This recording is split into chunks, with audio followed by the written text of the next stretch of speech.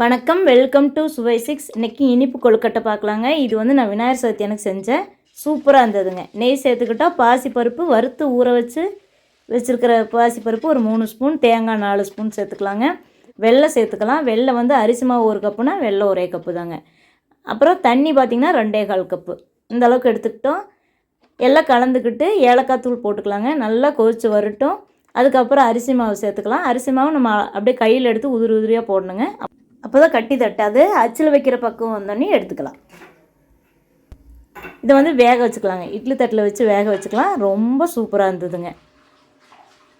இட்லி தட்டில் தண்ணி சூடானதுக்கப்புறம் வச்சோம்னா கரெக்டாக வெந்து வரும். ஒரு 10-12 நிமிஷம் வேக வச்சா போதும். சூப்பரான இனிப்பு கொழுக்கட்டை ரெடி ஆயிடுச்சுங்க. ரொம்ப டேஸ்ட்டாக இருந்தது. இது விநாயகர் சதுர்த்திக்கு தான் செய்யணும்ட்டு இல்லை, எப்போ வேணாலும் செய்யலாம். இந்த வீடியோ பிடிச்சினா ஒரு லைக் பண்ணுங்கள். இந்த சேனல் பிடிச்சா சப்ஸ்கிரைப் பண்ணி சப்போர்ட் பண்ணுங்கள். அதே மாதிரி என்னோடய இல்லத்தரசி கோலம் சேனலையும் பாருங்கள். தேங்க்யூ ஃபார் வாட்சிங்.